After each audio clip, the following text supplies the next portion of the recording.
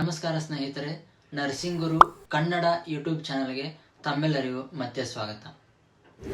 ನೀವು KEA nursing officer, NORCET, AIIMS, ESIC, RRB, SGPGI ಮುಂತಾದ ಸ್ಪರ್ಧಾತ್ಮಕ ಪರೀಕ್ಷೆಗಳ ತಯಾರಿ ಮಾಡ್ತಿದ್ರೆ ಕಾರ್ಡಿಯೋವ್ಯಾಸ್ಕ್ಯುಲರ್ ಸಿಸ್ಟಮ್ ತುಂಬ ಹೈ ಏಲ್ಡ್ ಟಾಪಿಕ್ ಆಗಿದೆ.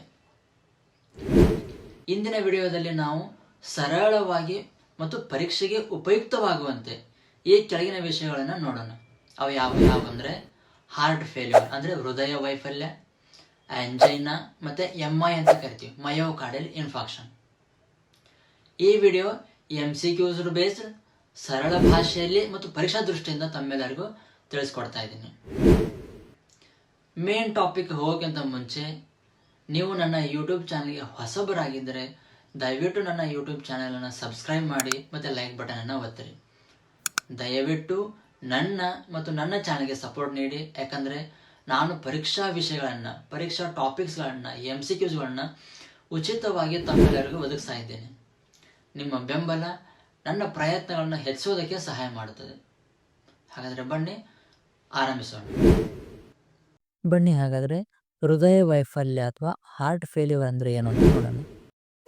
ಹಾರ್ಟ್ ಫೇಲ್ಯೂರ್ ಅಂದರೆ ಹೃದಯ ಸಂಪೂರ್ಣವಾಗಿ ನಿಲ್ತದೆ ಅಂತ ಅರ್ಥ ಅಲ್ಲ.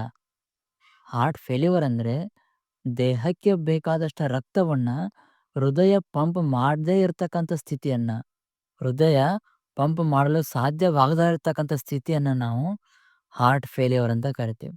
ಹಾರ್ಟ್ ಫೇಲ್ಯೂರ್ ಅಂದರೆ ದೇಹಕ್ಕೆ ಎಷ್ಟು ರಕ್ತ ಬೇಕು ಅಷ್ಟು ರಕ್ತವನ್ನು ಹಾರ್ಟ್ ಪಂಪ್ ಮಾಡದೇ ಇರತಕ್ಕಂಥ ಸ್ಥಿತಿಯನ್ನು ನಾವು ಹಾರ್ಟ್ ಫೇಲ್ಯೂರ್ ಅಂತ ಕರಿತೀವಿ. ಡೆಫಿನೇಷನ್ ಏನು ಅಂತ ನೋಡೋದಾದರೆ, it is the inability of the heart to pump sufficient amount of blood to meet metabolic demands of the body. ನಮ್ಮ ದೇಹದಲ್ಲಿ ಸಾಕಷ್ಟು ಮೆಟಬಾಲಿಕ್ ಅಗತ್ಯತೆಗಳು ಇರ್ತವೆ. ಈ ದೇಹದ ಮೆಟಬಾಲಿಕ್ ಅಗತ್ಯತೆಗಳನ್ನ ಪೂರೈಸಲು ಹೃದಯಕ್ಕೆ ಸಾಕಷ್ಟು ಪ್ರಮಾಣದಷ್ಟು ರಕ್ತವನ್ನು ಪಂಪ್ ಮಾಡೋಕ್ಕೆ ಸಾಮರ್ಥ್ಯ ಇಲ್ಲದಿರ್ತಕ್ಕಂಥ ಕಂಡೀಷನನ್ನು ನಾವು ಹಾರ್ಟ್ ಫೇಲ್ಯೂರ್ ಅಂತ ಕರಿತೀವಿ. For example, heart 5 litres of ಬ್ಲಡ್ಡನ್ನು ಪರ್ ಮಿನಿಟ್ ಪಂಪ್ ಮಾಡಬೇಕು.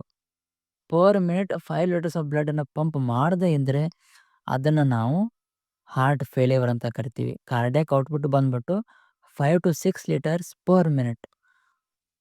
ಪ್ರತಿ ನಿಮಿಷಕ್ಕೆ 5ರಿಂದ 6 ಲೀಟರ್ನಷ್ಟು ಬ್ಲಡ್ಡನ್ನು ಹಾರ್ಟ್ ಪಂಪ್ ಮಾಡಬೇಕು. ಅಷ್ಟು ಬ್ಲಡ್ಡನ್ನು ಪಂಪ್ ಮಾಡದೇ ಇದ್ದರೆ ಅಂಥ ಸ್ಥಿತಿಯನ್ನು ನಾವು ಹಾರ್ಟ್ ಫೇಲ್ಯೂರ್ ಅಂತ ಕರಿತೀವಿ. ಇನ್ನು ಟೈಪ್ಸ್ ಆಫ್ ಹಾರ್ಟ್ ಫೇಲ್ಯೂರ್ ಯಾವುದು ಅಂತ ನೋಡೋದಾದರೆ, ಲೆಫ್ಟ್ ಸೈಡೆಡ್ ಹಾರ್ಟ್ ಫೇಲ್ಯೂರ್ ಮತ್ತು ರೈಟ್ ಸೈಡೆಡ್ ಹಾರ್ಟ್ ಫೇಲ್ಯೂರ್. ಏನಾಗಿರುತ್ತೆ ಲೆಫ್ಟ್ ಸೈಡೆಡ್ ಹಾರ್ಟ್ ಫೇಲ್ಯೂರಲ್ಲಿ? ಲೆಫ್ಟ್ ಸೈಡೆಡ್ ಹಾರ್ಟ್ ಫೇಲ್ಯೂರಲ್ಲಿ ಲೆಫ್ಟ್ ವೆಂಟ್ರಿಕಲ್ ದುರ್ಬಲವಾಗಿರುತ್ತೆ, ವೀಕ್ ಆಗಿರುತ್ತೆ. ಹೀಗಾಗಿ ಅದರ ಪರಿಣಾಮವಾಗಿ ರಕ್ತವು ಲಂಗ್ಸ್ಗಳಲ್ಲಿ ಕಲೆಕ್ಟ್ ಆಗ್ತಾ ಹೋಗುತ್ತೆ. ಪುಪ್ಪುಸ್ ಅಂತ ಏನು ಕರಿತೀವಿ, ಲಂಗ್ಸ್ಗಳಲ್ಲಿ ಜಮೆ ಆಗ್ತಾ ಹೋಗುತ್ತೆ. ಹೀಗಾಗಿ ಲಂಗ್ಸಲ್ಲಿ ಏನೇನು ಕೆಲಸಗಳು ಆಗ್ತವಲ್ಲ ಅವೆಲ್ಲನೂ ಡಿಸ್ಟರ್ಬ್ ಆಗಿಬಿಡ್ತವೆ. ಯಾವ್ಯಾವಪ್ಪ ಇಂಪಾರ್ಟೆಂಟ್ ಸಿಂಪ್ಟಮ್ಸ್ ಯಾವುವು ಅಂತ ನೋಡೋದಾದರೆ, ಡಿಸ್ನಿಯಾ, ಡಿಫಿಕಲ್ಟಿ ಇನ್ ಬ್ರೀತಿಂಗ್. ಇನ್ನು ಆರ್ಥೋಪ್ನಿಯಾ ಇರುತ್ತೆ. ಏನು ಆರ್ಥೋಪ್ನಿಯಾ ಅಂತಂದರೆ ಮಲ್ಕೊಂಡಾಗ breathing problem, shortness of breath ಅನಿಸಿದಂಗೆ ಆಗುತ್ತೆ. ಕೂತ ಮೇಲೆ ಮತ್ತು ನಿಂತ ಮೇಲೆ ಬ್ರೀತಿಂಗ್ ಪ್ಯಾಟರ್ನ್ ನಾರ್ಮಲ್ ಆಗುತ್ತೆ. ಪಲ್ಮನರಿ ಎಡಿಮಾ ಇರುತ್ತೆ ಮತ್ತು ಕೆಲವೊಂದು ಸಾರಿ ಪಿಂಕ್ ಕಲರ್ ಸ್ಪ್ಯೂಟಮ್ ಬೀಳುತ್ತೆ ಮತ್ತು ಲಂಗ್ಸಲ್ಲಿ ಕ್ರ್ಯಾಕಲ್ ಸೌಂಡ್ಸ್ ಇರ್ತವೆ. ನಿಮ್ಗೊಂದು MCQ ಟಿಪ್ ಹೇಳ್ತೀನಿ. ಏನಪ್ಪ ಅಂತಂದರೆ, ಲೆಫ್ಟ್ ಸೈಡೆಡ್ ಹಾರ್ಟ್ ಫೇಲ್ಯೂರ್ ಇದ್ದಾಗ ಲಂಗ್ ಸಿಂಪ್ಟಮ್ಸ್ ಇರ್ತವೆ. ಲಂಗ್ ಸಿಂಪ್ಟಮ್ಸ್ ಏನಾದರೂ ಇದ್ದರೆ ಅದರ ಅರ್ಥ ಲೆಫ್ಟ್ ಸೈಡೆಡ್ ಹಾರ್ಟ್ ಫೇಲ್ಯೂರ್ ಆಗಿದೆ ಅಂತ ಅರ್ಥ. ಇನ್ನು right sided heart failure. Right sided heart failure ಯಾವಾಗ ಆಗುತ್ತಪ್ಪ ಅಂತಂದರೆ, ಸಾಮಾನ್ಯವಾಗಿ ಲೆಫ್ಟ್ ಸೈಡೆಡ್ ಹಾರ್ಟ್ ಫೇಲ್ಯೂರ್ ಆದ ನಂತರ ರೈಟ್ ಸೈಡೆಡ್ ಹಾರ್ಟ್ ಫೇಲ್ಯೂರ್ ಆಗುತ್ತೆ. ಈ ಥರ ಹಾರ್ಟ್ ಫೇಲ್ಯೂರ್ ಏನಾಗುತ್ತಪ್ಪ ಅಂತಂದರೆ, ಬ್ಲಡ್, ರಕ್ತ ಅಂತ ಏನು ಕರಿತೀವಿ, ದೇಹದ ವಿವಿಧ ಭಾಗಗಳಲ್ಲಿ, ವಿವಿಧ ಆರ್ಗನ್ಸ್ಗಳಲ್ಲಿ ಕಲೆಕ್ಟ್ ಆಗುತ್ತೆ, ಜಮೆ ಆಗ್ತದೆ. ಇನ್ನು right sided heart failure symptoms ನೋಡೋದಾದರೆ, ಪೀಡಲ್ ಎಡಿಮಾ ಇರುತ್ತೆ. ಅಂದರೆ ಕಾಲುಗಳಲ್ಲಿ ಊತ ಕಂಡು ಬರುತ್ತೆ, ಸ್ವೆಲ್ಲಿಂಗ್ ಕಂಡು ಬರುತ್ತೆ. ಆಸೈಟಿಸ್ ಆಗಿರುತ್ತೆ. ಹೆಪ್ಯಾಟೋಮೆಗಾಲಿ, ಲಿವರ್ ಸೈಜ್ ಜಾಸ್ತಿ ಆಗಿರುತ್ತೆ. ಇನ್ನು JVP ಅಂದರೆ ಜುಗುಲಾರ್ ವೇನ್ ಪ್ರೆಷರ್ ಹೆಚ್ಚಾಗಿರುತ್ತೆ. ಇವೆಲ್ಲ ಸಿಂಪ್ಟಮ್ಸು ರೈಟ್ ಸೈಡ್ ಹಾರ್ಟ್ ಫೇಲ್ಯೂರಲ್ಲಿ ಕಂಡು ಬರ್ತವೆ. ರೈಟ್ ಸೈಡೆಡ್ ಹಾರ್ಟ್ ಫೇಲ್ಯೂರ್‌ಗೆ ಒಂದು MCQ ಟಿಪ್ ಹೇಳ್ತೀನಿ. ರೈಟ್ ಸೈಡೆಡ್ ಹಾರ್ಟ್ ಫೇಲ್ಯೂರ್ ಆದಾಗ ಕಂಪ್ಲೀಟ್ ಬಾಡಿ ಎಲ್ಲ ಸ್ವೆಲ್ಲಿಂಗ್ ಆಗಿರುತ್ತೆ ಬಿಕಾಸ್ ಆಫ್ ಎಡಿಮಾ. ಇನ್ನು ಹಾರ್ಟ್ ಫೇಲ್ಯೂರ್ ಆಗೋದಕ್ಕೆ ಏನು ಕಾರಣಗಳು ಅಂತ ನೋಡೋದಾದ್ರೆ, ಮೋಸ್ಟ್ ಕಾಮನ್ ಕಾಸ್ ಏನಪ್ಪಾ ಅಂದ್ರೆ ಹೈಪರ್ ಟೆನ್ಷನ್, ಅತಿ ರಕ್ತದೊತ್ತಡ, ಮತ್ತೆ ಕೊರೊನರಿ ಆರ್ಟರಿ ಡಿಸೀಸ್, ಮತ್ತೆ ಮಯೋಕಾರ್ಡಿಯಲ್ ಇನ್ಫಾರ್ಕ್ಷನ್, ಮತ್ತೆ ವಾಲ್ವ್ಯುಲಾರ್ ಹಾರ್ಟ್ ಡಿಸೀಸ್ ಅಂತ ಕರಿತೀವಿ. ಹೃದಯದ ಕವಾಟಗಳ ರೋಗ ಅಂತ ಕರಿತೀವಿ. ಅದನ್ನು ಕಾರಣ ಆಗ್ಬೋದು. ಇನ್ನು ಸಮ್‌ಟೈಮ್ಸ್ ಕಾರ್ಡಿಯೋಮಯೋಪತಿ ಅಂತ ಏನು ಕರಿತೀವಿ, ಅದನ್ನು ಹಾರ್ಟ್ ಫೇಲ್ಯೂರ್‌ಗೆ ಕಾರಣ ಆಗ್ಬೋದು. ಇನ್ನು ನೆಕ್ಸ್ಟ್ ನಾವು ಆಂಜೈನಾ ಪೆಕ್ಟೋರಿಸ್ ಅಥವಾ ಬರೀ ಆಂಜೈನಾ ಅಂದ್ರೆ ಏನು ಅಂತ ನೋಡೋಣ. ಏನು ಆಂಜೈನಾ ಅಂತಂದ್ರೆ? ಆಂಜೈನಾ ಅಂತಂತಂದ್ರೆ ಹಾರ್ಟ್ ಮಸಲ್ಸ್‌ಗೆ ತಾತ್ಕಾಲಿಕವಾಗಿ ಟೆಂಪರರಿ ಆಗಿ ಆಮ್ಲಜನಕ ಕಡಿಮೆ ಆಗತಕ್ಕಂಥ ಸ್ಥಿತಿ. ಟೆಂಪರರಿಲಿ ಹಾರ್ಟ್ ಮಸಲ್ಸ್‌ಗೆ ಆಮ್ಲಜನಕ ಕಡಿಮೆ ಸಪ್ಲೈ ಆಗ್ತಕ್ಕಂಥ ಸ್ಥಿತಿ.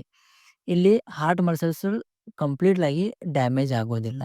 ಇಲ್ಲಿ ಶಾಶ್ವತ ಹಾನಿ ಆಗೋದಿಲ್ಲ. ಬರೀ ಹಾರ್ಟ್ ಮಸಲ್ಸ್‌ಗೆ ಕಡಿಮೆ ಪ್ರಮಾಣದ ಆಮ್ಲಜನಕ ಸಪ್ಲೈ ಆಗತ್ತೆ. ಯಾಕಾಗತ್ತೆ? ಏನು ಕಾರಣಗಳು ಅಂತ ನೋಡೋದಾದ್ರೆ, ಕೊರೊನರಿ ಆರ್ಟರಿ ನ್ಯಾರೋಯಿಂಗ್. ಏನು ಕೊರೊನರಿ ಆರ್ಟರೀಸ್ ಅಂದ್ರೆ?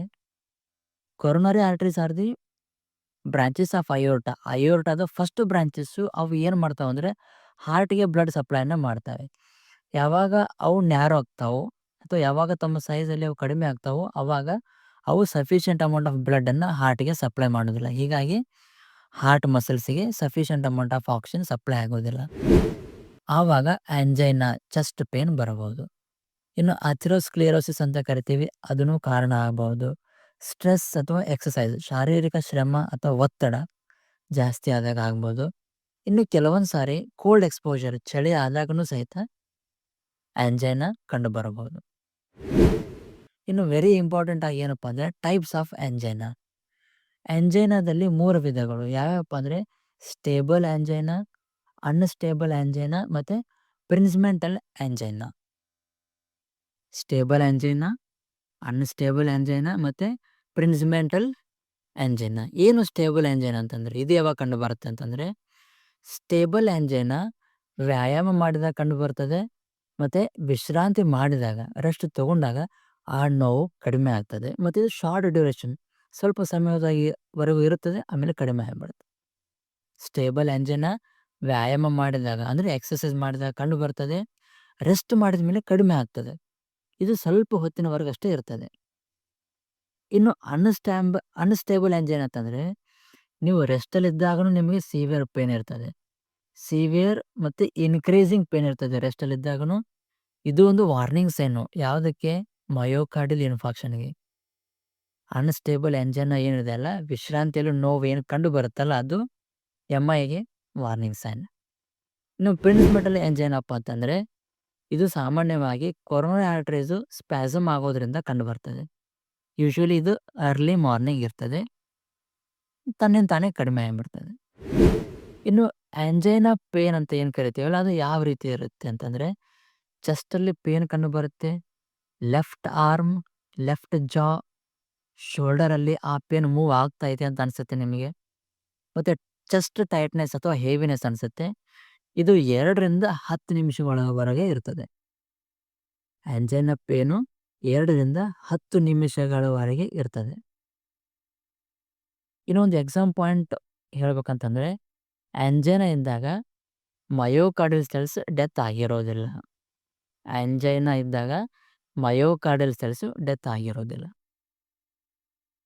ಇನ್ನು ಬಂದ್ಬಿಟ್ಟು 3ನೇದ್ದು ಏನಪ್ಪಾ ಅಂದ್ರೆ ಮಯೋಕಾರ್ಡಿಯಲ್ ಇನ್ಫಾರ್ಕ್ಷನ್. ಏನು ಮಯೋಕಾರ್ಡಿಯಲ್ ಇನ್ಫಾರ್ಕ್ಷನ್? ಅದು ಯಾವಾಗ ಆಗತ್ತೆ? ಮಯೋಕಾರ್ಡಿಯಲ್ ಇನ್ಫಾರ್ಕ್ಷನ್ ಯಾವಾಗ ಆಗತ್ತಂತಂದ್ರೆ, ಯಾವಾಗ ಕೊರೊನರಿ ಆರ್ಟರಿ ಅಂತ ಏನು ಕರಿತೀವಿ, ನಾನು ಹೇಳಿದ್ನಲ್ಲ ಅರ್ಲಿ ಬ್ರಾಂಚಸ್ ಆಫ್ ಅಯೋರ್ಟಾ, ಯಾವಾಗ ಕೊರೊನರಿ ಆರ್ಟರೀಸು ಕಂಪ್ಲೀಟ್ ಆಗಿ ಬ್ಲಾಕ್ ಆಗ್ತವೆ. ಬ್ಲಾಕ್ ಆಗೋದ್ರಿಂದ ಹಾರ್ಟ್ ಮಸಲ್ಸ್‌ಗೆ ಶಾಶ್ವತ ಹಾನಿ ಆಗ್ತದಲ್ಲ, ಅದನ್ನು ನಾವು ಮಯೋಕಾರ್ಡಿಯಲ್ ಇನ್ಫಾರ್ಕ್ಷನ್ ಅಂತ ಕರಿತೀವಿ. ಮಯೋಕಾರ್ಡಿಯಲ್ ಇನ್ಫಾರ್ಕ್ಷನ್ ಅಂದರೆ ಕೊರೊನರಿ ಆರ್ಟರೀಸು ಸಂಪೂರ್ಣವಾಗಿ ಬ್ಲಾಕ್ ಆಗೋದ್ರಿಂದ ಹಾರ್ಟ್ ಮಸಲ್ಸ್‌ಗೆ ಏನು ಶಾಶ್ವತವಾಗಿ ಹಾನಿ ಆಗ್ತೈತಲ್ಲ, ಆ ಕಂಡೀಷನನ್ನು ನಾವು ಮಯೋಕಾರ್ಡಿಯಲ್ ಇನ್ಫಾರ್ಕ್ಷನ್ ಅಂತ ಕರಿತೀವಿ. MI is the irreversible necrosis of myocardial tissue due to prolonged ischaemia. Irreversible ಅಂತಂದರೆ ರಿಪೇರಿ ಮಾಡದೇ ಇರೋಕ್ಕಾಗದಷ್ಟು. ನಾವು ರಿಪೇರಿನೇ ಮತ್ತೆ ರಿಪೇರಿ ಮಾಡೋಕ್ಕಾಗಲ್ಲ. ಯಾವುದೇ ಮೆಡಿಸಿನ್ಸ್ ಕೊಟ್ರೂ ಡ್ಯಾಮೇಜ್ ಆಗಿರ್ತಕ್ಕಂಥ ಮಸಲ್ಸನ್ನು ರಿಪೇರ್ ಮಾಡೋಕ್ಕಾಗೋದಿಲ್ಲ. ಅದನ್ನು ನಾವು ಇರ್ರಿವರ್ಸಿಬಲ್ ಅಂತ ಕರಿತೀವಿ. ನೆಕ್ರೋಸಿಸ್ ಅಂದರೆ ಡ್ಯಾಮೇಜ್ ಆಗೋದು, ಡೆತ್ ಆಗೋದು. ಇಲ್ಲಿ ಮಯೋಕಾರ್ಡಿಯಲ್ ಟಿಶ್ಯೂ ರಿಪೇರಿ ಮಾಡದೇ ಆಗಷ್ಟು ಡೆತ್ ಆಗಿಬಿಡುತ್ತೆ. ಯಾಕಂದರೆ ಕಂಟಿನ್ಯೂಸ್ ಆಗಿ ಇಸ್ಕೇಮಿಯಾ ಆಗೋದ್ರಿಂದ, ಹಾರ್ಟ್ ಮಸಲ್ಸಿಗೆ ಆಕ್ಸಿಜನ್ ಸಪ್ಲೈ ಆಗದೇ ಇರೋದ್ರಿಂದ irreversible necrosis of myocardial tissue ಏನಾಗುತ್ತಲ್ಲ, ಅದನ್ನು ನಾವು MI ಅಂತ ಕರಿತೀವಿ. ಏನು MI ಆಗೋದಕ್ಕೆ ಕಾರಣಗಳಂದರೆ, ನಾನು ಈಗಾಗಲೇ ಹೇಳಿದಂತೆ coronary artery thrombosis. Coronary artery ಕಂಪ್ಲೀಟಾಗಿ ಸಮ್ಟೈಮ್ಸ್ ಪಾರ್ಷಿಯಲಿ ಬ್ಲಾಕ್ ಆದ್ರೂ MI ಆಗುತ್ತೆ. ಮತ್ತು ಪ್ಲೇಕ್ ರಪ್ಚರ್, ಕೆಲವೊಂದು ಸಾರಿ ಪ್ಲೇಕ್ಸ್ ಇರ್ತಾವಲ್ಲ, ಬ್ಲಾಕೇಜ್ ಇರ್ತಾವಲ್ಲ, ಅವು ರಪ್ಚರ್ ಆದಾಗೂ ಮಯೋಕಾರ್ಡಿಯಲ್ ಇನ್ಫಾರ್ಕ್ಷನ್ ಆಗ್ಬೋದು. ಇನ್ನು ವೆರಿ ಇಂಪಾರ್ಟೆಂಟ್ ಆಗಿ ಆಂಜೈನಾಗೆ ಮತ್ತು ಮಯೋಕಾರ್ಡಿಯಲ್ ಇನ್ಫಾರ್ಕ್ಷನ್ಗೆ ಏನು ಡಿಫ್ರೆನ್ಸಸ್ ಅಂತ ಬ್ರೀಫ್ ಆಗಿ ಹೇಳ್ಬಿಡ್ತೀನಿ. ಆಂಜೈನಾದಲ್ಲಿ ಬ್ಲಡ್ ಫ್ಲೋ ಸ್ಲೋ ಆಗಿರುತ್ತೆ, ಕಡಿಮೆ ಆಗಿರುತ್ತೆ. ಮಯೋಕಾರ್ಡಿಯಲ್ ಇನ್ಫಾರ್ಕ್ಷನಲ್ಲಿ ಕಂಪ್ಲೀಟಾಗಿ ಬ್ಲಡ್ ಫ್ಲೋ ಬ್ಲಾಕ್ ಆಗಿರುತ್ತೆ. ಆಂಜೈನಾದಲ್ಲಿ ಹಾರ್ಟ್ ಮಸಲ್ಸಿಗೆ ಬ್ಲಡ್ ಫ್ಲೋ ಕಡಿಮೆ ಇರುತ್ತೆ. ಆದರೆ ಮಯೋಕಾರ್ಡಿಯಲ್ ಇನ್ಫಾರ್ಕ್ಷನದಲ್ಲಿ ಕಂಪ್ಲೀಟಾಗಿ ಬ್ಲಾಕ್ ಆಗಿರುತ್ತೆ, ಕಂಪ್ಲೀಟಾಗಿ ಬ್ಲಡ್ ಸಪ್ಲೈನೇ ಇರೋದಿಲ್ಲ. ಇನ್ನು ಆಂಜೈನಾದಲ್ಲಿ ಕಂಪ್ಲೀಟ್ ಡ್ಯಾಮೇಜ್ ಏನೂ ಆಗಿರೋದಿಲ್ಲ. ಆದರೆ ಮಯೋಕಾರ್ಡಿಯಲ್ ಇನ್ಫಾರ್ಕ್ಷನಲ್ಲಿ ಹಾರ್ಟ್ ಮಸಲ್ಸಿಗೆ ಪರ್ಮನೆಂಟ್ ಡ್ಯಾಮೇಜ್ ಆಗಿರುತ್ತೆ. ಹೀಗಾಗಿ ನಾನು ಹೇಳಿದೆ ಇರ್ರಿವರ್ಸಿಬಲ್ ಅಂತ. ಇನ್ನು ಆಂಜೈನಾದಲ್ಲಿ ಪೇನ್ ಎಷ್ಟೊತ್ತಿರುತ್ತೆ ಅಂತ ನೋಡೋದಾದರೆ ಕಡಿಮೆ ಸಮಯದವರೆಗೂ ಇರುತ್ತೆ, 1 ರಿಂದ 2 ನಿಮಿಷದವರೆಗೂ ಇರುತ್ತೆ. ಇನ್ನು ಮಯೋಕಾರ್ಡಿಯಲ್ ಇನ್ಫಾರ್ಕ್ಷನಲ್ಲಿ ಪೇನು ಮೋರ್ ದ್ಯಾನ್ 20 ಮಿನಿಟ್ಸ್ ಇರುತ್ತೆ.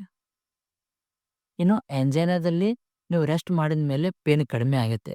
ಬಟ್ MIಯಲ್ಲಿ ನೀವು ರೆಸ್ಟ್ ಮಾಡಿದ್ರು ಏನೇ ಮಾಡಿದ್ರು ಕಂಟಿನ್ಯೂಸ್ ಆಗಿ ಪೇನ್ ಇದ್ದೇ ಇರುತ್ತೆ.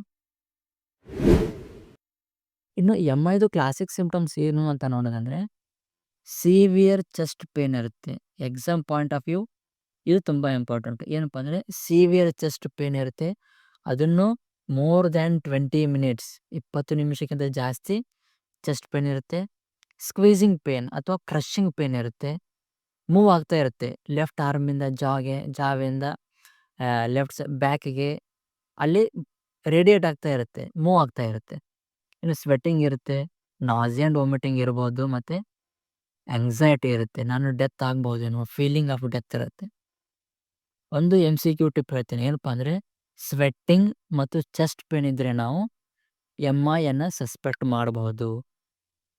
ಅತಿಯಾದ ಬೆವರು ಮತ್ತು ಚೆಸ್ಟ್ ಪೇನ್ ಇದ್ದರೆ ನಾವು ಮಯೋಕಾರ್ಡಿಯಲ್ ಇನ್ಫಾರ್ಕ್ಷನ್ ಆಗಿರ್ಬೋದು ಅಂತ ಸಸ್ಪೆಕ್ಟ್ ಮಾಡ್ಬೋದು. ಇನ್ನು based on ECG types of MI ಯಾವುದು ಅಂತ ನೋಡೋದಾದರೆ, ಬೇಸ್ಡ್ ಆನ್ ECG ಇದೊಂದು exam oriented point. Based on ECG types of MI ಯಾವುದು ಅಂತ ನೋಡೋದಾದರೆ, ಒಂದು ಸ್ಟೆಮಿ, ಇನ್ನೊಂದು NSTEMI. ಸ್ಟೆಮಿ ಅಂತಂದರೆ ಇದೊಂದು ಲಾಂಗ್ ಫಾರ್ಮ್, ಏನಪ್ಪ ಅಂದರೆ STEMI. ST ಅಂದರೆ ST, ECGಲಿ ಬರ್ತಕ್ಕಂಥ ST ವೇವ್. E ಅಂದರೆ ಎಲಿವೇಶನ್, MI ಅಂದರೆ myocardial infarction. STEMI, ST elevation, MI. ಇಲ್ಲಿ ಇದರ ಮೀನಿಂಗ್ ST ವೇವ್ ಎಲಿವೇಶನ್ ಆಗಿದೆ ಅಂತಂದರೆ ಅದರ ಅರ್ಥ ಕಂಪ್ಲೀಟಾಗಿ ಕೊರೊನರಿ ಆರ್ಟರಿ ಬ್ಲಾಕೇಜ್ ಆಗಿದೆ ಅಂತ ಅರ್ಥ. ಸ್ಟೆಮಿ ಅಂತಂದರೆ ST ಎಲಿವೇಶನ್ ಆಫ್ MI ಅಂತಂದರೆ ಕಂಪ್ಲೀಟಾಗಿ ಕೊರೊನರಿ ಆರ್ಟರಿ ಬ್ಲಾಕ್ ಆಗಿದೆ ಅಂತ ಅರ್ಥ. ಇನ್ನು NSTEMI ಅಂತಂದರೆ no ST elevation. ST elevation ಆಗಿಲ್ಲ ಅಂತಂದರೆ ಕೊರೊನರಿ ಆರ್ಟರಿ ಪಾರ್ಷಿಯಲ್ ಆಗಿ ಕಡಿಮೆ ಪ್ರಮಾಣದಲ್ಲಿ ಬ್ಲಾಕೇಜ್ ಆಗಿದೆ ಅಂತ ಅರ್ಥ. ಎಕ್ಸಾಮಲ್ಲಿ ಕೇಳ್ಬೋದು, ST ಎಲಿವೇಶನ್ ಕಂಪ್ಲೀಟ್ ಆಗಿದೆ ಅಂತಂದರೆ ಅದ್ರದ್ದು ಮೀನಿಂಗ್ ಏನು ಅಂತ ಕೇಳ್ಬೋದು. ಅದ್ರದ್ದು ಮೀನಿಂಗ್ ಏನಪ್ಪ ಅಂದರೆ ಕೊರೊನರಿ ಆರ್ಟರಿ ಕಂಪ್ಲೀಟಾಗಿ ಬ್ಲಾಕೇಜ್ ಆಗಿದೆ ಅಂತ ಅರ್ಥ. NSTEMI ಅಂದರೆ ಪಾರ್ಷಿಯಲ್ ಬ್ಲಾಕೇಜ್ ಆಗಿದೆ ಅಂತ ಅರ್ಥ. ಇನ್ನು ಹೈ ಈಲ್ಡ್ ಇಂಪಾರ್ಟೆಂಟ್ ಟಾಪಿಕ್ ಅಂತ ಹೇಳ್ತೀನಿ, ಏನಪ್ಪ ಅಂತಂದರೆ ಯಾವ ಟೈಮಲ್ಲಿ ಯಾವ ಎಂಜೈಮ್ ರೈಸ್ ಆಗಿರುತ್ತೆ. ಟ್ರೋಪೋನಿನ್ ಐ ಅಂತ ನೀವು ಕೇಳ್ಬೋದು. ಟ್ರೋಪೋನಿನ್ ಐ ಅಥವಾ T ಇದು ಮೋಸ್ಟ್ ಸ್ಪೆಸಿಫಿಕ್ ಮತ್ತು ಕಾಮನ್ ಟೆಸ್ಟ್ MIಯಲ್ಲೇ ಮಾಡ್ತಕ್ಕಂಥದ್ದು. ಇನ್ ಕೇಸ್ ಮಯೋಕಾರ್ಡಿಯಲ್ ಇನ್ಫಾರ್ಕ್ಷನ್ ಆಗಿದ್ದರೆ ಟ್ರೋಪೋನಿನ್ ಐ ಅಥವಾ ಟ್ರೋಪೋನಿನ್ T ಅಂತ ಏನು ಕರಿತೀವಿ, ಆ ಟ್ರೋಪೋನಿನ್ ಲೆವೆಲ್ ಜಾಸ್ತಿ ಆಗಿರುತ್ತೆ. ಇನ್ನು CKMB ಲೆವೆಲ್ಲು ಜಾಸ್ತಿ ಆಗಿರುತ್ತೆ MI ಆಗಿದ್ರೆ. ಇನ್ನು ಲೇಟ್ ಮಾರ್ಕರ್ ಅಂತ ಕರಿತೀವಿ. CKMB is early marker. Late marker ಯಾವುದಪ್ಪ ಅಂದರೆ LDH. LDHನು ರೈಸ್ ಆಗಿರುತ್ತೆ MI ಆಗಿದ್ರೆ.